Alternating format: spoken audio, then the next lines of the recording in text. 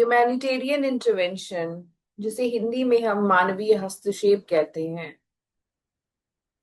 Humanitarian intervention का मतलब होता है एक या एक से अधिक स्टेट्स द्वारा मिलिट्री फोर्स और थ्रेट का इस्तेमाल करके किसी स्टेट को टारगेट करना टू प्रिवेंट और stop the wide spread human rights violation with in that states border.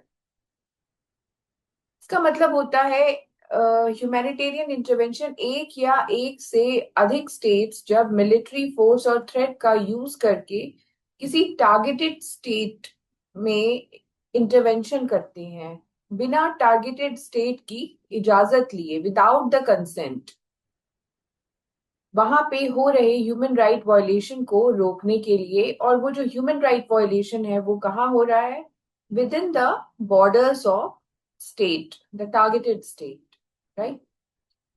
जो ह्यूमैनिटेरियन इंटरवेंशन है ये एक तरीके का कॉन्सेप्ट है जहां पे दो कॉन्सेप्ट के बीच में संघर्ष है। एक तो स्टेट सॉवरेनिटी और दूसरा है responsibility to protect population from atrocity, right. जब ह्यूमैनिटेरियन इंटरवेंशन या मानवीय हस्तक्षेप की बात आती है तो जो टारगेटेड स्टेट होता है वो कंफ्यूजन में पड़ जाता है कि मैं अब की अपनी स्टेट की सॉवरेनिटी को बचाऊं, संप्रभुता को बचाऊं, या फिर अपनी पॉपुलेशन पे हो रहे अत्याचार को प्रोटेक्ट करने के लिए, रोकने के लिए जिम्मेदारी लूं। तो there is a kind of tension between two concepts before the targeted state. जो टारगेटेड स्टेट है उसके सामने इस तरीके का कंफ्यूजन या टेंशन आता है। एग्जाम्पल के तौर पे अगर हम देखें तो ह्यूमैनिटेरियन इंटरवेंशन क्या होता है? ह्यूमैनिटेरियन इंटरवेंशन कोई जरूरी नहीं है कि असलियत में जो है किसी स्टेट में ह्यूमन राइट्स वायलेशन हो ही रहा हो, कोई क्राइसिस हो ही रहा हो। किसी और वजह से भी ह्यूमैनिटेरियन इंटरवेंशन कई बार किया जा सकता है। जो कॉन्सेप्ट है, हमें ये समझ लेना चाहिए कि जो वर्ल्ड है वो तीन तरीके के स्टेट्स में डिवाइडेड है।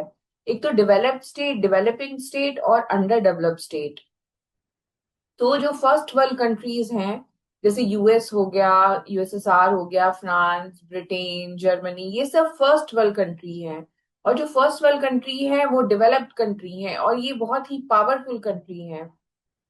ओके।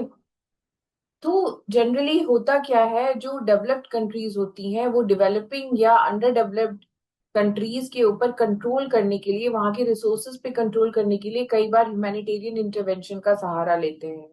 क्योंकि बिना, कोई जरूरी नहीं है कि उस डेवलपिंग कंट्री या अंडर डेवलप्ड कंट्री में क्राइसिस हो। इसका एक बहुत अच्छा एग्जांपल है 2003 इराक वॉर। ये 2003 में जो इराक वॉर हुई थी, इसमें यूजुअली क्या हुआ था, यूएस लेड इन्वेजन हुआ था। US led invasion of Iraq, यह एक बहुत ही कॉम्प्लेक्स इवेंट है जो कि ह्यूमैनिटेरियन इंटरवेंशन के नाम पे किया गया था, ये इन्वेजन।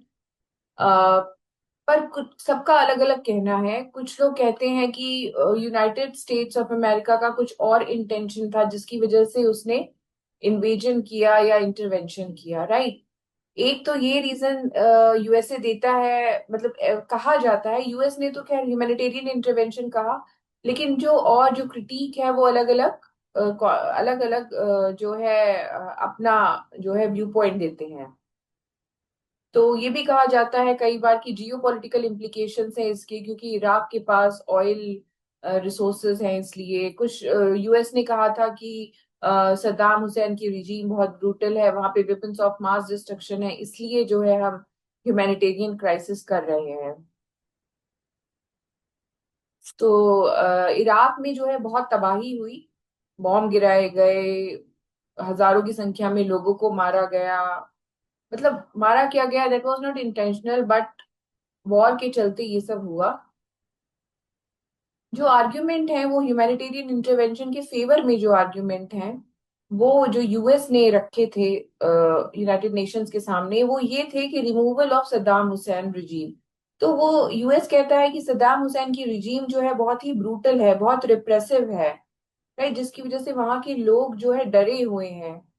दूसरा रीजन दिया था weapons of mass destruction. Weapons of mass destruction जो होते हैं वो बायोलॉजिकल और केमिकल वेपन होते हैं। जैसे कि बहुत पहले सार्स सार्स का नाम आपने सुना होगा, SARS, सार्स करके एक केमिकल वेपन का यूज किया गया था, जिससे लोगों को पल्मोनरी डिजीज हो गई थी, लंग से रिलेटेड डिजीज हो गई थी। तो यूएस का कहना था कि वेपन्स ऑफ इराक के पास जो है वेपन्स ऑफ मास डिस्ट्रक्शन है, वो एक प्रोग्राम चला रहा है वेपन्स ऑफ मास डिस्ट्रक्शन का।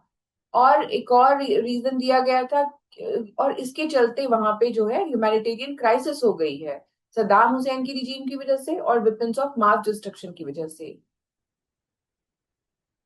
इसके जो अगेंस्ट में जो आर्ग्यूमेंट दिए गए कि यूएस ने तो ह्यूमैनिटेरियन इंटरवेंशन दिया और जो भी रीजन दिया, तो क्रिटिक कहती है कि there was no imminent humanitarian crisis, वहां पे कोई ह्यूमैनिटेरियन क्राइसिस नहीं थी जो यूएस लेड इन्वेजन की वजह बनती, जो वहां पे मिलिट्री इंटरवेंशन को जस्टिफाई करती।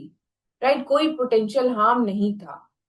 राइट, तो यूएस का जो मोटिवेशन था वो कुछ और था। वो था कंट्रोलिंग इराकी ऑयल रिसोर्सेज और अपनी मिडिल ईस्ट जो रीजन है जहां पे इराक है लोकेट करता है, वहां पे अपनी प्रेजेंस बनाने की कोशिश की यूएस ने। और इसके बहुत ही भारी और बहुत ही ज्यादा मतलब जो है निगेटिव कॉन्सिक्वेंसेस हुए। वहां पे जो है वॉयलेंस हुआ, काफी मारकाट हुई, डिस्प्लेसमेंट हुआ, लोगों को अपने घर छोड़ के जाना जाना पड़ा, अपना जो है रीजन छोड़ के जाना पड़ा, अपना स्टेट छोड़ के जाना पड़ा, इंस्टेबिलिटी हो गई, लॉ एंड ऑर्डर पैरालाइज हो गया। राइट, तो ह्यूमैनिटेरियन इंटरवेंशन के उस कॉन्टेक्स्ट में हम कह सकते हैं कि कोई जरूरी नहीं है ह्यूमैनिटेरियन इंटरवेंशन जो है मानवीय हस्तक्षेप, इसको जो नाम दिया गया है वो जरूरी तौर पर जो है मानवीय हस्तक्षेप भी हो। ये कभी कभी जो है जो स्टेट टारगेट करता है, जो मिलिट्री इंटरवेंशन करता है, जो थ्रेट करता है एक टारगेटेड स्टेट को, उसका कोई और इंटेंशन भी हो सकता है। And this is how international politics works. इसी तरह जो है वर्ल्ड पॉलिटिक्स, ग्लोबल पॉलिटिक्स और इंटरनेशनल पॉलिटिक्स जो है काम करती है। तो मुझे लगता है कि आपको ये वीडियो पसंद आया। Thanks for watching, and if you really like the video please like, share and subscribe. Thank you very much.